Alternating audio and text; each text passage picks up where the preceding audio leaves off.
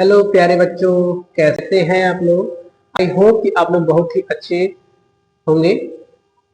तो स्वागत है आप लोगों का एक और वीडियो में। तो इस समय हम लोग पढ़ रहे हैं क्लास 10 साइंस का पहला चैप्टर, जिसका नाम है रासायनिक अभिक्रियाएं एवं समीकरण। उसका आज चल रहा है लेक्चर नंबर 6। हम लोग आज देखने वाले हैं। इससे पहले हम लोगों ने 5 लेक्चर्स देख लिए हैं, जिसको यदि आप लोगों ने नहीं देखा तो जाके पीछे देख सकते हैं। हमने 5 लेक्चर्स में रासायनिक अभिक्रियाएं, रासायनिक समीकरण कैसे संतुलित करते हैं, ये सब देख लिया है। कुछ अभिक्रियाएं बची हैं जिसको आज हम कवर करने वाले हैं। तो वीडियो के अंत तक जरूर बने रहिएगा और चैनल पर पहली बार आए हैं तो जरूर सब्सक्राइब कीजिएगा और अपने दोस्तों के साथ शेयर कीजिएगा। चलिए आइए शुरू करते हैं, देखते हैं कि हम लोग आज क्या पढ़ने वाले हैं। आज की इस वीडियो में पढ़ने वाले हैं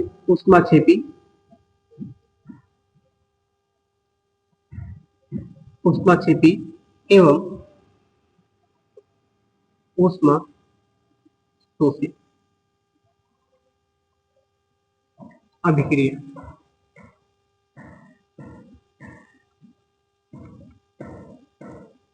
तो आज की इस वीडियो में हम क्या पढ़ेंगे, ऊष्माक्षेपी एवं ऊष्माशोषी अभिक्रियाओं के बारे में पढ़ेंगे। तो ऊष्माक्षेपी और ऊष्माशोषी, इनकी अंग्रेजी क्या होती है? ऊष्माक्षेपी अंग्रेजी क्या होती है? एक्सोथर्मिक। एंड ऊष्माशोषी अंग्रेजी क्या होती है? Endothermic reaction. तो आज की वीडियो में क्या पढ़ने वाले हैं? ऊष्माक्षेपी अर्थात एक्सोथर्मिक एंड ऊष्माशोषी अर्थात एंडोथर्मिक रिएक्शन के बारे में पढ़ने वाले हैं।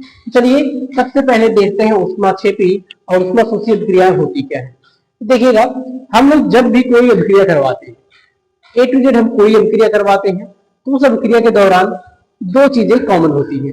जब हम अभिक्रिया करवाते हैं तो अभिक्रिया करवाने के लिए या तो हम ऊष्मा देते हैं या हम एनर्जी अलग से उस अभिक्रिया को देते हैं कि हमारी अभिक्रिया क्या हो जाए। या तो क्या होता है, अभिक्रिया करवा रहे हैं तो एनर्जी क्या हो रही है, बाहर निकल रही है। तो ये दो प्रोसेस होते ही होते हैं। कोई भी अभिक्रिया हम करवा रहे हैं तो वहां ये दो प्रोसेस होते हैं, या तो एनर्जी हमें अलग से देनी पड़ती है या तो एनर्जी वहां से रिलीज होती है। तो उसी आधार पे अभिक्रियाओं के दो भाग ये भी होते हैं, ऊष्माक्षेपी एवं ऊष्माशोषी अभिक्रियाएं। देखिएगा, जो ऊष्माक्षेपी है, ऊष्माक्षेपी या एक्सोथर्मिक मतलब क्या होता है? ऊष्मा का निकलना। क्या मतलब होता है? ऊष्मा का निकलना। जिस अभिक्रिया के दौरान क्या होगी, उसमें से ऊष्मा निर्मुक्त होगी, निकलेगी, या रिलीज हम कह सकते हैं होगी, उसे हम क्या बोलेंगे? ऊष्माक्षेपी अभिक्रिया बोलेंगे। जैसे जब हम कार्बन क्या करते हैं, जलाते हैं, ऑक्सीजन से अभिक्रिया करवाते हैं, तो उस दौरान हमें क्या होता है, कार्बन डाइऑक्साइड के साथ क्या मिलती है? एनर्जी अलग से हमें प्राप्त होती है। क्या प्राप्त होती है? ऊर्जा हमें प्राप्त होती है।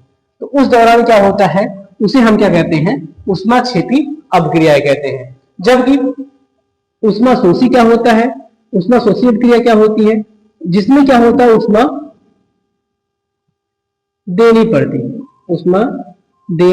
पड़ती है। तो ऐसी अभिक्रियाएं जिसमें हम क्या करते हैं, अभिक्रिया को कंप्लीट करवाने के लिए, अभिक्रिया को संपूर्ण होने के लिए हमें ऊर्जा अलग से देनी पड़ती है, हमें एनर्जी अलग से देनी पड़ती है। तो ऐसी अभिक्रियाओं को क्या बोलेंगे? ऊष्माशोषी अभिक्रिया बोलेंगे। उस दौरान क्या होती है, जो अभिक्रिया होती है, रिएक्शन होता है, उसमें वो ऊष्मा क्या करती है? ग्रहण करती है।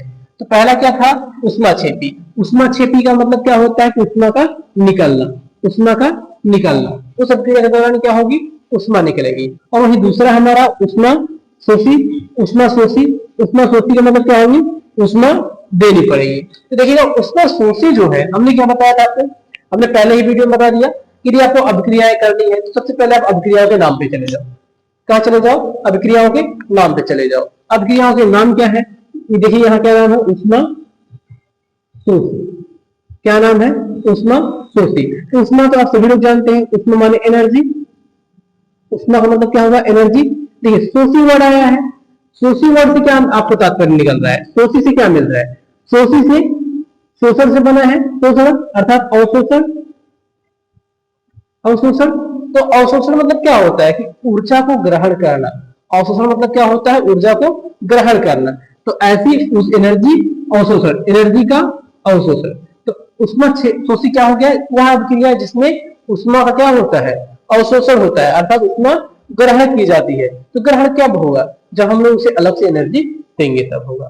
तो आई होप उष्माशोषी आपको समझ में आ रहा होगा। उष्माशोषी किसे कहेंगे, वह अभिक्रिया जिसमें हम क्या करते हैं, उष्मा को हमें देना पड़ता है, अलग से उष्मा हमें उसे देनी पड़ती है, अभिक्रिया को कंप्लीट करवाने के लिए उष्मा देनी पड़ती है, अर्थात उष्मा का अवशोषण होता है। तो जब पहले में उष्माशोषी में उष्मा का अवशोषण हुआ, दूसरे में क्या होगा,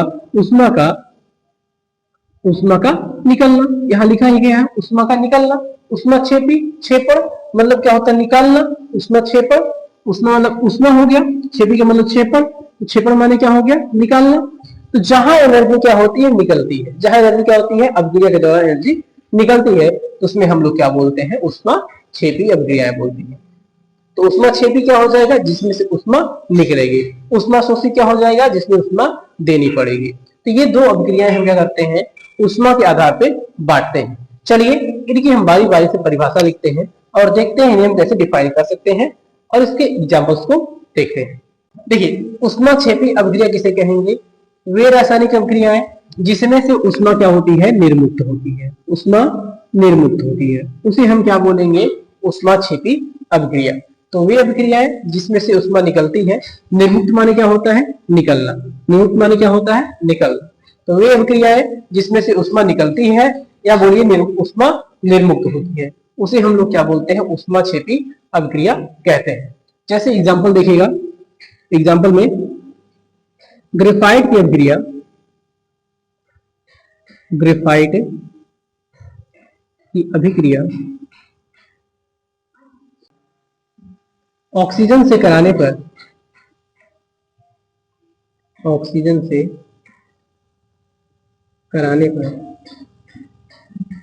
उष्मा निकलती है,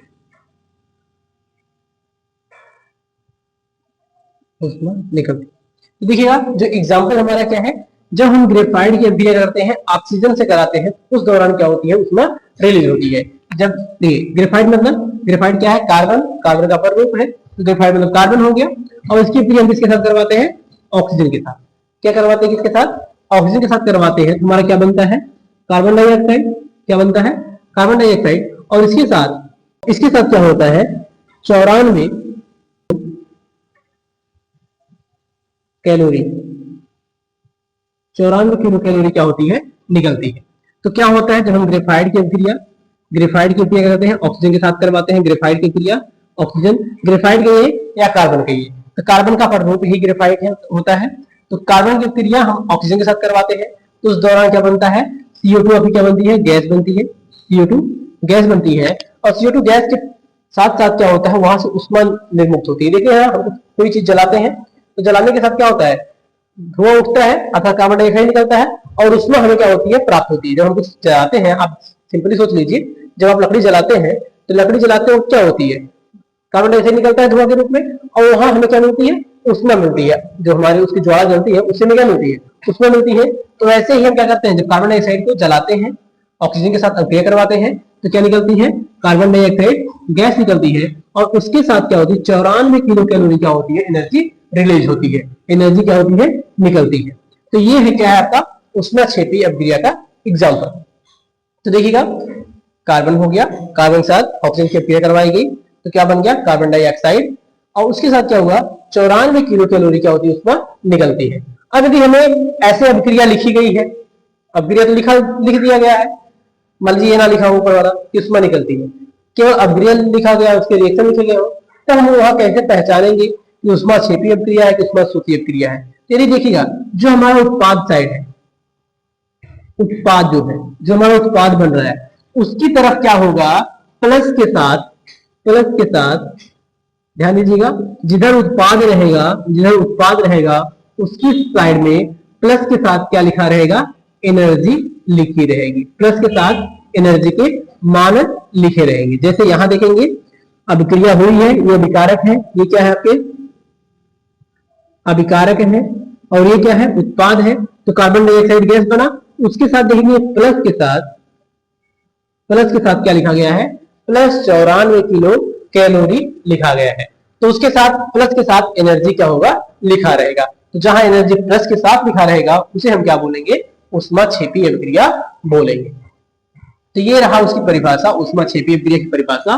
वे रासायनिक अभिक्रिया है जिसमें ऊष्मा निर्मुक्त होती है या निकलती है, उसे हम क्या कहते हैं, ऊष्माक्षेपी अभिक्रिया कहते हैं। और एग्जाम्पल में देखा हमने ग्रेफाइट की अभिक्रिया जब करते हैं, ऑक्सीजन से करवाते हैं तो उस दौरान क्या होती है, कार्बन डाइऑक्साइड गैस और 94 किलो ऊर्जा क्या होती है, निकलती है। तो ये है आपका ऊष्माक्षेपी अभिक्रिया, इसको नोट कर लीजिए। इसके बाद हम लोग देखते हैं ऊष्माशोषी अभिक्रिया। चलिए देखिएगा ऊष्माशोषी अभिक्रिया। तो ऊष्माशोषी अभिक्रिया क्या होती है, वह रासायनिक अभिक्रिया जिनमें ऊर्जा या ऊष्मा का अवशोषण होता है। क्या होता है, ऊर्जा या ऊष्मा का अवशोषण होता है, अर्थात ऊष्मा क्या होती है, उस अभिक्रिया के दौरान ग्रहण होती है, अर्थात ये हमें अलग से एनर्जी देनी पड़ती है। तो उसे हम क्या बोलते हैं, ऊष्माशोषी अभिक्रिया कहते हैं। तो वह रासायनिक अभिक्रिया जिनमें ऊष्मा का अवशोषण होता है उसे हम लोग क्या बोलते हैं, ऊष्माशोषी अभिक्रिया बोलते हैं। एग्जाम्पल में देखिएगा, एग्जाम्पल जब नाइट्रोजन गैस की अभिक्रिया,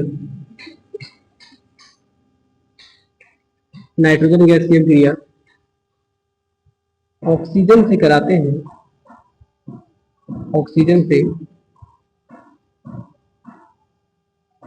हैं, तो हमें ऊष्मा देनी पड़ती है।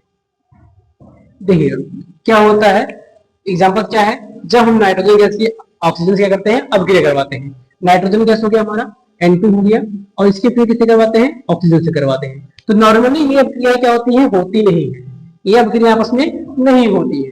तो इसके लिए हमें क्या करना पड़ता है, इसको ऊष्मा देना पड़ता है। क्या करना पड़ता है, ऊष्मा देना पड़ता है। तो उसमें देना पड़ता है तब जाके क्या करता है, अभिक्रिया होके नाइट्रोजन मोनोऑक्साइड क्या होता है, बनाता है।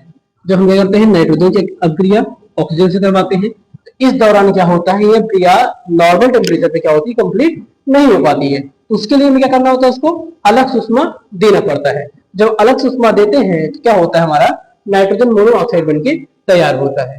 तो इस अभिक्रिया के दौरान हमें क्या करना पड़ा, ऊष्मा को देना पड़ा, ऊष्मा अलग से देना पड़ा, अर्थात ऊष्मा का अवशोषण हुआ। उसे हम क्या बोलेंगे, ऊष्माक्षेपी अभिक्रिया। और कितनी ऊष्मा देनी पड़ती है, 45 किलो कैलोरी।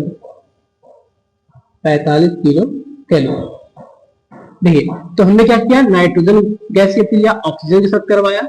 उस दौरान क्या हुआ, नॉर्मल अभिक्रिया करवाने की अभिक्रिया कंप्लीट नहीं होती है, तो हमें क्या करना पड़ता है, अलग से ऊष्मा देनी पड़ती है। और हम क्या करते हैं, जब 45 किलो कैलोरी की ऊष्मा देते हैं तब जाके हमारा क्या होता है, नाइट्रोजन मोनोऑक्साइड बनके तैयार होता है। देखिएगा यदि अभिक्रिया लिखी गई हो तो उसे हम पहचानेंगे कैसे, ऊष्माक्षेपी है कि ऊष्माशोषी है। जो उत्पाद साइड है, कौन साइड, उत्पाद साइड, उस साइड में क्या होगा, माइनस के साथ, इसके साथ माइनस के साथ एनर्जी लिखी जाएगी, माइनस के साथ एनर्जी लिखी जाएगी। जैसे यहाँ देखिए उत्पाद नाइट्रोजन मोनोऑक्साइड है, इसके लिए क्या लिखा गया है, -45 किलो कैलोरी क्या है, इसके साथ लिखा गया है। तो जहां ध्यान दीजिएगा उत्पाद साइड में, ना कि अभिकारक साइड में, अभिकारक साइड में नहीं, उत्पाद साइड में, जहां उत्पाद बनेगा उसकी तरफ यदि माइनस में ऊर्जा है, अर्थात वो ऊष्मा दी गई है। तो यदि यहाँ नहीं लिखा है, उत्पाद की साइड नहीं लिखा है, तो यही चीज किधर लिखा जाएगा, प्लस के साथ लिखा जाएगा अभिकारक की तरफ। किधर, अभिकारक की तरफ। यदि अभिकारक की तरफ लिखा गया है तो वहां किसमें रहेगा, प्लस की साइड रहेगा, क्योंकि हमें इसको दे रहे हैं, अभिकारक में हम ऊर्जा दे रहे हैं, इसलिए हमें प्लस में लिखना होगा। क्या उत्पाद तरफ माइनस में लिखा गया है, तो उसे हम क्या बोलेंगे, ऊष्माशोषी अभिक्रिया बोलेंगे। तो ऊष्माशोषी अभिक्रिया की परिभाषा क्या हो गई, वह रासायनिक अभिक्रिया जिसमें क्या होता है, ऊष्मा का अवशोषण होता है, अर्थात उसको हमें देनी पड़ती है। तो उसे हम क्या बोलते हैं, ऊष्माशोषी अभिक्रिया। एग्जाम्पल में देखा, जब नाइट्रोजन क्या करते हैं, ऑक्सीजन से अभिक्रिया करवाते हैं, तो नॉर्मल अभिक्रिया नहीं होती है, वहां हमें क्या होता है, अलग से एनर्जी देनी पड़ती है। तो उसे हम क्या बोलते हैं, ऊष्माशोषी अभिक्रिया कहते हैं। और पहचान क्या है, उत्पाद की साइड में माइनस में लिखा रहेगा, उत्पाद की साइड में माइनस में या अभिकारक की साइड में प्लस में लिखा रहेगा। तो ये है आपकी ऊष्मास्फूर्ति और ऊष्माक्षेपी अभिक्रियाओं के परिभाषाएं और एग्जाम्पल, तो इसको नोट कर लीजिएगा।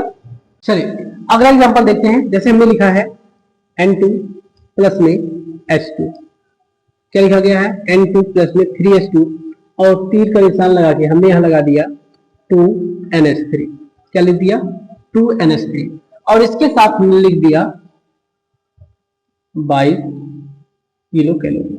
चलिए लिखा हमने 22 किलो कैलोरी। ये अभिक्रिया लिखी गई है, क्या लिखी गई है N2 प्लस में 3H2 अर्थात नाइट्रोजन गैस की क्रिया हाइड्रोजन गैस के साथ करवाई जा रही है। उसके बाद क्या बनकर तैयार हो रहा है अमोनिया और साथ में लिखा है 22 किलो कैलोरी।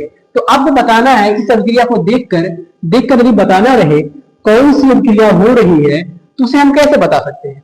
तो आप बता सकते हैं कि नहीं ऊष्माक्षेपी है ऊष्माशोषी है। तो देखिए हम सिंपल से जानते हैं कि ये अभिकारक कौन साइड है, ये रहा अभिकारक, ये रहा उत्पाद हमारा, ये क्या रहा उत्पाद रहा और ये क्या आपका अभिकारक, क्या है अभिकारक है। और हम जानते हैं यदि उत्पाद की साइड में प्लस में एनर्जी लिखा गया है, यदि उत्पाद की साइड प्लस में एनर्जी लिखा गया है तो वह कौन सी अभिक्रिया होगी, एनर्जी लिखा गया है तो वो होगी ऊष्माक्षेपी। तो ये अभिक्रिया कौन सी हो जाएगी ऊष्माक्षेपी अभिक्रिया हो जाएगी। कौन सी अभिक्रिया हो जाएगी ऊष्माक्षेपी अभिक्रिया हो जाएगी। तो ये है आपका N2 प्लस में 3H2 अभिकारक है, दोनों के आपस में क्रिया करवाई गई, उत्पाद बना अमोनिया और उसके साथ क्या निकली 22 किलो कैलोरी रिलीज हुई। तो बताइएगा ये कौन सी अभिक्रिया हुई ऊष्माक्षेपी कि ऊष्माशोषी। तो हमने देखा एनर्जी निकल रही है उत्पाद की तरफ तो क्या लिख दिया गया ऊष्माक्षेपी लिख दिया गया। चलिए आपके लिए एक अभिक्रिया है, इसको आप बताइएगा। चलिए हमने लिखा KOH और इसके साथ जल की अभिक्रिया करवाई जा रही है और यहां लिखा गया है ऊष्मा, क्या लिखा गया है ऊष्मा और तीर का निशान है, ये हो जाएगा आपका KOH जलीय। ये बताइएगा आप लोग कमेंट करके बताइएगा कि ऊष्माशोषी अभिक्रिया है कि ऊष्माक्षेपी अभिक्रिया है। इस अभिक्रिया को आप कमेंट में करके बताइएगा। तो आप बताइएगा कि वीडियो आपको कैसी लगी और यदि वीडियो अच्छी लगी हो तो लाइक कीजिएगा और दोस्तों के साथ शेयर जरूर कीजिएगा।